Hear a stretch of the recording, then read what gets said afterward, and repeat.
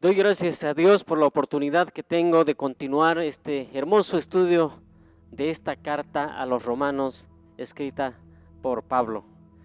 Y lo vamos a hacer a partir del capítulo 11, del versículo 25 al 36. Hasta aquí se han deleitado seguramente con esta meditación, con este estudio. El que me ha antecedido ha tocado los temas del olivo y el olivo silvestre. Qué hermoso, ¿verdad? Comprender que nosotros podemos ser ese injerto que puede tomar de la savia del olivo verdadero para que así juntos puedan dar los frutos del Espíritu. Qué hermoso, ¿verdad? Qué hermoso comprender y analizar esta carta. Además, recordemos que fue esta carta a los romanos fue uno de los elementos principales por los que los reformadores de la iglesia abrieron sus ojos y nos invitaron a estudiar con una profundidad, con otras dimensiones que tienen mucho contenido. Por tanto, escudriñar esta carta es de primordial importancia. Y como les decía, vamos a iniciar este momento dando gracias a Dios primero, y vamos a dar lectura a la palabra del Señor para encontrar justamente esa sabiduría, esa profundidad que tiene esta carta. Demos gracias a Dios. Padre bendito, en nombre de Jesús te damos gracias por este tiempo. Te pedimos en tu misericordia que tú nos abras el entendimiento. Oh Dios Todopoderoso, que sea tu Espíritu Santo guiándonos a toda verdad. Gracias, Padre, en nombre de Jesús. Amén y amén. Y como les decía, vamos a comenzar leyendo. Recordemos otra vez, estamos estudiando Romanos capítulo 11, del versículo 25 al 36. Vale decir, la última parte de este capítulo 11. Y nos habla de lo siguiente. Vamos a aprender el plan de Dios, la promesa, el pacto, la fidelidad, la gracia y la sabiduría de Dios. Eso vamos a aprender, lo repito, para que usted pueda ir a medida que vamos haciendo la lectura de los pasajes, usted pueda ir comprendiendo cada uno de estos elementos. Y así en el capítulo 11, el versículo 25 al 27, los tres primeros versículos que vamos a analizar en esta tarde, quisiera que a detalle vayamos subrayando o vayamos tratando de encontrar estas palabras, estos temas que vamos a meditar. Dice así la palabra del Señor: porque no quiero, hermanos, que ignoréis este misterio, para que no seáis arrogantes en cuanto a vosotros mismos, que ha acontecido a Israel endurecimiento en parte, hasta que haya entrado la plenitud de los gentiles, y luego todo Israel será salvo, como está escrito: vendrá de Sión el libertador, que apartará de Jacob la impiedad, y este será mi pacto con ellos cuando yo quite sus pecados. Estos tres versículos, ¿verdad? Si usted va repasando, recuerda las palabras clave que vamos a ir desarrollando. La primera, el plan. Nada de lo que ha sido hecho sería hecho sin el plan de Dios, sin que la voluntad de Dios se concretara. Por tanto, comprender que todo es hecho mediante un plan es importante. Comprender que Dios mismo ha desarrollado toda su creación en base a esos principios que Él mismo ha fijado, y tenemos la seguridad que todo tendrá su cumplimiento. Aún ni una tilde dejará de que no se haya cumplido de este plan. Después, la promesa y el pacto. Es importante comprender estos tres elementos en estos tres versículos. Y cuando leíamos, amados hermanos, cuando decía en el versículo 26, y luego todo Israel será salvo, estamos hablando de una promesa que el Señor está dando a su pueblo, y le dice: y todo Israel será salvo, como está escrito: vendrá de Sión el libertador. Y esa es la promesa, que es el libertador, que todo Israel será salvo, y que habrá un libertador. Vendrá de Sión ese libertador, y está hablando de Jesús. Entonces, qué importante, ¿verdad?, comprender esto, pero además tiene otras categorías de análisis importantes. Aquí nos comienza Pablo diciendo que no ignoremos este misterio. A lo largo de todos sus, de toda la palabra del Señor que tuvo a bien escribir Pablo, todas las cartas que él escribió, nos menciona en 4 oportunidades que no debemos ignorar la palabra del Señor, no debemos ignorar los misterios. Y cuando habla de que no debemos ignorar los misterios, nos habla de que debemos ponerle empeño por comprender esa palabra del Señor, para que escudriñemos un poquito acá, un poquito allá, para tener un cabal entendimiento de la palabra. Pero eso no sería posible, ningún misterio podríamos nosotros comprenderlo si no es con la ayuda del Espíritu Santo. Solo por la gracia y la misericordia de Dios, que permite que sea el Espíritu Santo que nos guía a toda verdad y que pueda darnos ese entendimiento. Entonces, fíjese usted en estos 3 versículos que estamos estudiando, comprender, dice, no quiero que ignoréis este misterio. Entonces, ¿y cuál es el misterio que habla esta carta? Dice que ha acontecido a Israel endurecimiento en parte. ¿Qué quiere decir? Que ha ocurrido que Israel no pueda entender a cabalidad a causa de de que se ha entenebrecido, se le ha ocultado, se le ha puesto un velo a estas cosas que Pablo ahora nos las está dando a nosotros para que la podamos comprender. Por eso el misterio dice que ha acontecido a Israel endurecimiento en parte hasta que haya entrado la plenitud de los gentiles. Entonces, ¿qué debemos comprender? Este misterio. El misterio es que usted y yo, que es gentil, que, ser gentil se refiere en la palabra a los que no son judíos.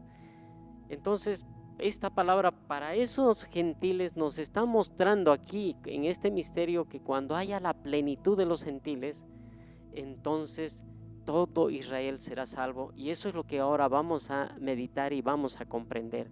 Debemos entender que quiénes son los israelitas, quiénes son los judíos, quiénes son los gentiles.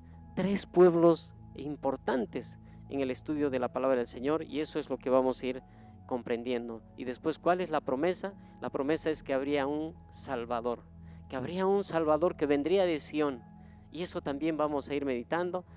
Y después el pacto, que a través el Señor de la promesa, para el cumplimiento de la promesa, y cuando la promesa ha sido cumplida, ha establecido un pacto con toda la humanidad, a partir del pacto que Él hizo con el pueblo escogido del Señor. Y ahora vamos a comprender entonces cómo se logra esa unidad de los gentiles con el pueblo escogido del Señor, con Israel. Entonces, eso es lo que vamos a ir comprendiendo.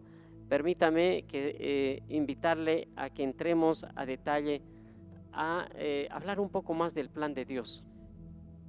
En Isaías, en el capítulo 46, en el versículo 9 y 10, tenemos esta palabra que nos va a dar a entender de lo que es el plan de Dios. Dice: acordaos de las cosas pasadas desde los tiempos antiguos, porque yo soy Dios y no hay otro Dios, y nada hay semejante a mí, que anuncio lo por venir desde el principio y desde la antigüedad, lo que aún no era hecho, que digo, mi consejo permanecerá y haré todo lo que quiero. Si nosotros entendemos esta palabra de Isaías, nos está invitando que para comprender el plan de Dios es necesario conocer su palabra, conocer desde el Génesis, desde el primer versículo del Génesis hasta el último versículo del Apocalipsis. Y eso nos va a permitir tener una idea del plan de Dios, que el plan de Dios desde luego marca los tiempos, marca las tareas, marca las misiones y marca los propósitos y la manera como se han ido ejecutando estas tareas a través de todo el tiempo, desde cuando el Señor creó al hombre, creó la naturaleza, hasta los días que Él ha determinado que deben ser el cumplimiento de cada una de estas etapas. Pero entrando más a detalle en lo que estamos estudiando ahora, esta carta a los Romanos, capítulo 11, versículo 25, bien tiene el título que es el rescate de Israel. Recordemos que en el estudio de la palabra encontramos que Israel fue desobediente, no cumplió el plan de Dios. Es más, cuando vino Jesús para rescatarlos, para salvarlos a ellos, ellos no lo conocieron, no lo reconocieron. Es más, lo crucificaron. Entonces, aquí en el estudio de esta palabra podemos captar que ese plan de Dios es que no se pierda su creación, que no se pierda Israel, que no se pierdan los gentiles, es más, que todos sean salvos. No obstante, que el pueblo de Israel y también los gentiles hemos sido desobedientes a su palabra. No obstante de que nosotros somos infieles, Él es fiel y justo. Él permanece para siempre y su misericordia es para siempre.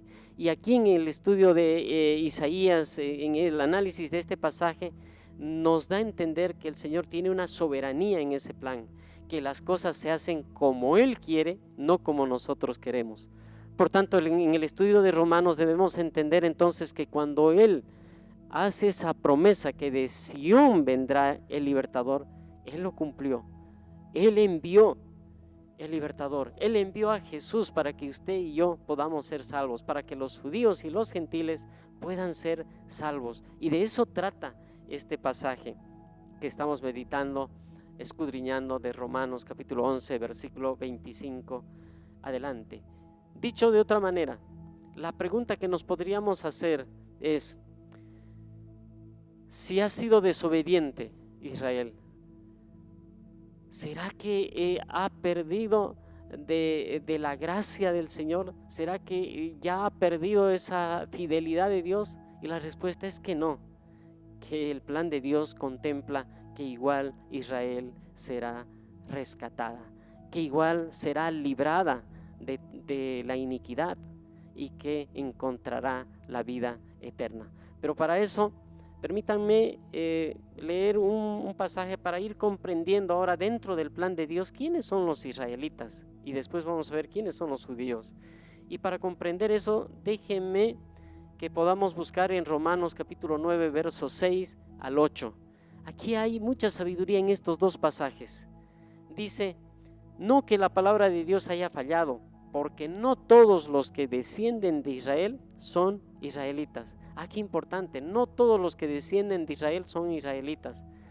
Por tanto, en el plan de Dios es que cada vez que escuchemos la palabra o leamos la palabra israelita, comprendamos este pasaje, que ahora nos dice que no todos los que descienden de Israel son israelitas, ni por ser descendientes de Abraham son todos hijos, sino en Isaac te será llamada descendencia. Esto es, no los que son hijos según la carne son los hijos de Dios, sino que los que son hijos según la promesa son contados como descendientes.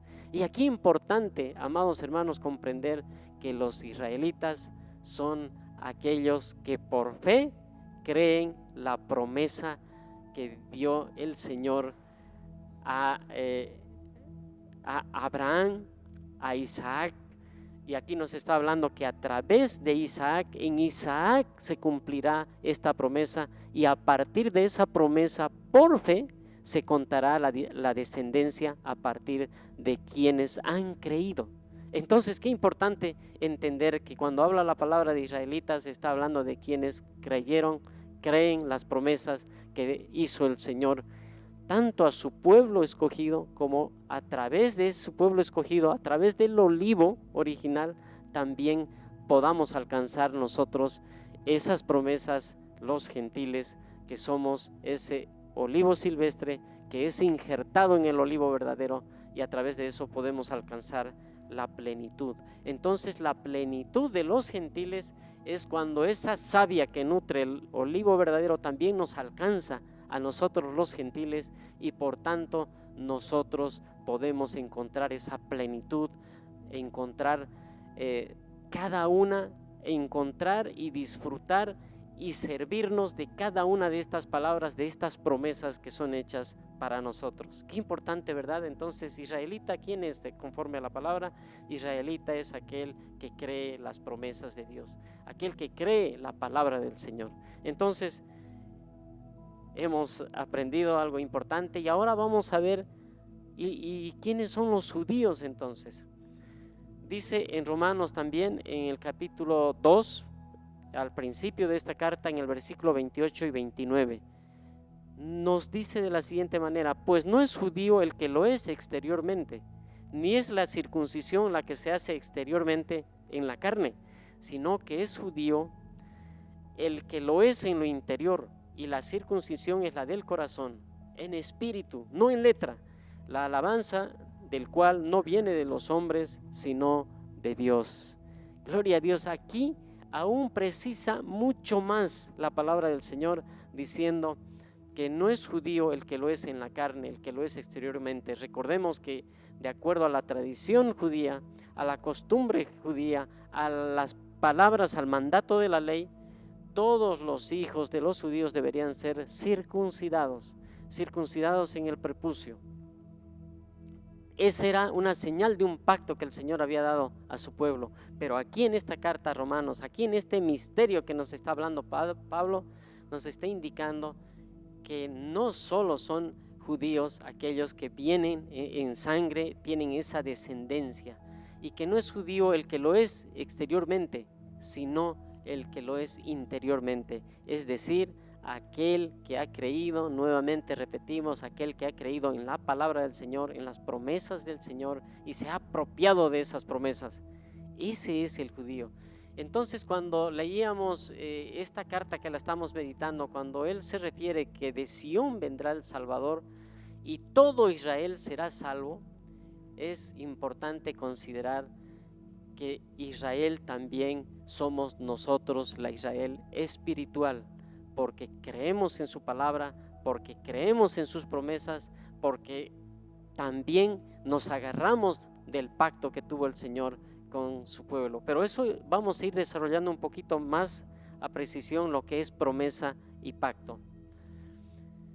Cuando Romanos, hemos empezado a leer, cuando Romanos nos habla en el capítulo 25 y 26 y en el 27, toma la palabra, cuando dice que de Sión vendrá el Salvador, él toma la palabra que está en Isaías en el capítulo 59, verso 20 y 21. Y ahí vamos a comprender lo que es promesa y pacto.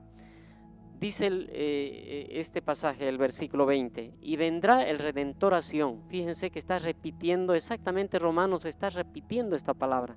Y vendrá el Redentor a Sión, y a los que se volvieren de la iniquidad en Jacob, dice Jehová. Y este será mi pacto con ellos, dijo Jehová. El espíritu mío que está sobre ti y mis palabras que puse en tu boca no faltarán de tu boca, ni de la boca de tus hijos, ni de la boca de los hijos de tus hijos, dijo Jehová, desde ahora y para siempre. Entonces, ¿y dónde está la promesa en este pasaje? Es que vendrá el Redentor a Sión, y esta promesa se cumplió, y Jesús vino a Sión, vino trayendo salvación.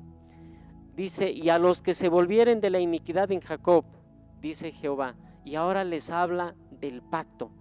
Si han creído en la promesa, ahora les habla de un pacto. ¿Para quiénes? Para todos quienes han creído en esa promesa. ¿Para quiénes? Pero es importante que recalcar esto, que no es absolutamente para todos, sino para los que creen en su palabra, los que creen en su promesa, los que creen en su palabra y guardan su palabra.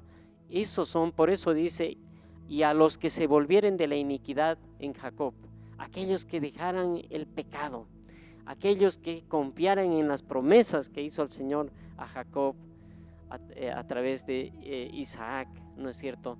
Podemos comprender de que el Señor tiene algo especial para ese pueblo, y era este pacto. ¿Y cuál era el pacto? El pacto era que el Espíritu mío que está sobre ti, le dice el Espíritu de Dios que está sobre Jacob, y mis palabras que puse en tu boca no faltarán de tu boca, ni de la boca de tus hijos, ni de la boca de los hijos de tus hijos, dijo Jehová, desde ahora y para siempre. Y ese pacto es también para nosotros. Quiere decir que en tu boca no faltarán esas palabras en espíritu y en verdad. Que tus hijos de tus hijos también, si nos apropiamos de esta promesa, la Israel espiritual, entonces tus hijos de tus hijos, mis hijos de mis hijos, serán aquellos que tendrán esa palabra del Espíritu Santo en su boca, y ellos hablarán palabras de vida y de verdad. Qué importante, ¿verdad? Pero aún podemos desgranar un poquito más. Hay algo importante cuando hablamos de promesa. En Romanos capítulo 9, verso 9, nos detalla un poco más. ¿No es cierto? Estamos hablando de la promesa que vendría el Salvador, de Sión vendría, ¿verdad?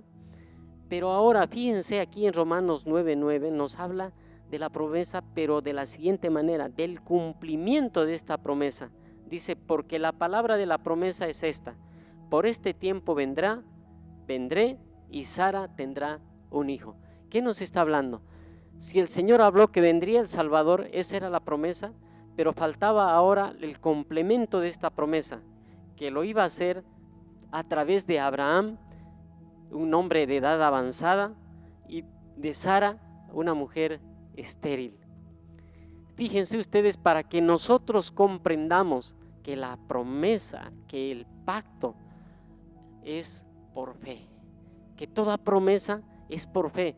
Imagínense ustedes que a una mujer también de avanzada edad y una mujer estéril se le haga esta tremenda promesa de que tendrá un hijo, y evidentemente se cumplió esta palabra, y por el cumplimiento de esta palabra es que hoy por fe podemos creer en todas las promesas que tiene el Señor para todo su pueblo, para todo aquel que cree en Él. Ahora, entrando un poquito más a fondo en lo que es el pacto. En Génesis 17, capítulo 17, versículo 21, nos está hablando que el pacto del Señor lo va a hacer con Isaac, el hijo precisamente de esta promesa, lo que hablábamos hace un momento anterior, porque dice así esta palabra: mas yo estableceré mi pacto con Isaac, el que Sara te dará a luz por este tiempo el año que viene, porque la palabra de la promesa es esta: por este tiempo vendré y Sara tendrá un hijo. Aquí nos está hablando de que este pacto se está cumpliendo porque hay una promesa antes que el pacto. Hay una promesa que se cumple para que posteriormente se pueda ejecutar ese pacto, y el pacto es con Isaac, porque Isaac es el hijo de la promesa, porque por fe Abraham creyó en esa palabra, y por eso se le fue contada esta fe, se le fue contada por justicia, porque fue un cumplimiento de su palabra, porque además cuando vino el Salvador, Él justificó, Él nos justificó, y desde ese momento nosotros podemos ser vistos por Dios Padre como justificados sin culpa, sin pecado. Amén. Qué hermoso entonces comprender lo que es plan, pacto, plan, promesa y pacto. Plan, porque es la sucesión de hechos que el Señor, conforme a su voluntad, ha ido colocando, ha ido armando este rompecabezas que con el decorrer del tiempo vamos cumpliendo cada una de estas circunstancias. Un plan tiene tareas, tiene misiones, tiene propósitos y tiene tiempos que se van cumpliendo. Y eso es lo que hemos visto, que el Señor, a través de su pueblo escogido, nos hace entender a nosotros, a los gentiles, de que por la circunstancia de que el pueblo escogido no reconoció a su Salvador, entonces por ese hecho la palabra vino a los gentiles, para que los gentiles podamos a plenitud, en lo que llamamos la plenitud de los gentiles, para que los gentiles podamos agarrarnos de esa savia, de esa unción, y podamos ser merecedores a la salvación. Qué importante es entonces comprender eso, que hay un plan y que había una promesa que iba a venir el Salvador, y además esta promesa también termina en un pacto que el Espíritu del Señor nunca se alejará de la boca de los hijos, de nuestros hijos, e iba a ser a través de Isaac, porque Isaac es el hijo de la promesa, porque por fe creemos todo esto. Entonces, qué importante es comprender en esta primera parte, ¿no es cierto? Hemos visto el plan, hemos meditado qué es el pacto, la promesa, y hoy ya estamos en condiciones ahora de pasar al otro tema, que es la fidelidad y la gracia, que también es importante. Al principio nos hacíamos esta pregunta: si tanto los judíos como los gentiles hemos sido desobedientes, ¿será que el Señor nos ha abandonado totalmente? ¿Será que en su plan no estaba contemplado aquello? La respuesta es que, amado hermano, que aunque nosotros seamos infieles, Él es fiel. Él va a cumplir su palabra. Él está dispuesto a que todos alcancemos, todos los que creamos en Él alcancemos la salvación. Y es así, continuando la segunda parte ya del estudio de Romanos 11, tocando ya los versículos 28 al 32, vamos a meditar de lo que es la fidelidad y la gracia. Dice así la palabra del Señor: así que en cuanto al Evangelio, son enemigos por causa de vosotros, pero en cuanto a la elección, son amados por causa de los padres, porque irrevocables son los dones y el llamamiento de Dios, pues como vosotros también en otro tiempo erais desobedientes a Dios, pero ahora habéis alcanzado misericordia por la desobediencia de ellos. Sigue más el 31. Así también estos ahora han sido desobedientes, para que por la misericordia concedida a vosotros, ellos también alcancen misericordia, porque Dios sujetó a todos en desobediencia para tener misericordia de todos. Aquí hay algunas cosas que vamos a ir desgranando, vamos a ir meditándolas, un poco escarminando aquí en esta hermosa palabra para encontrar esa sabiduría del Señor. Nos está hablando de los gentiles y del pueblo escogido de Dios. Y en el 28 nos dice: así que en cuanto al Evangelio, son enemigos por causa de vosotros. ¿Qué se refiere esto? A causa de que el Señor vino. El Evangelio es ese, ¿verdad? Que el Señor vino. Si revisamos en Corintios, el Evangelio es eso, que el Señor vino, fue muerto, crucificado, pero Él resucitó. Ese es el Evangelio, ¿verdad? Entonces, ¿por qué dice que somos enemigos con el pueblo de Israel, que ha sido endurecido en parte, que aún ahora no ha sido quitado ese velo, que aún este misterio que nos habla Pablo no ha sido comprendido en su dimensión? Así que podemos entender por qué enemigos, porque ellos todavía esta parte, como se les ha endurecido el corazón, el entendimiento, ellos no tienen la consideración, no tienen la posibilidad de comprender esto. Por eso somos enemigos en cuanto a esto, al Evangelio, porque los gentiles primero vamos a recibir esa plenitud del Señor, vamos a comprender el mensaje, y en el arrebatamiento vamos a llegar a esa plenitud total, cuanto todos los que ya descansaron, dice Tesalonicenses, ¿verdad? Los que ya descansaron van a ser rescatados, van a ser arrebatados. Entonces en ese momento se va a cumplir la plenitud del Señor, y en ese momento hay esta diatriba, esta enemistad con el pueblo de Israel, que se le ha endurecido este entendimiento en parte.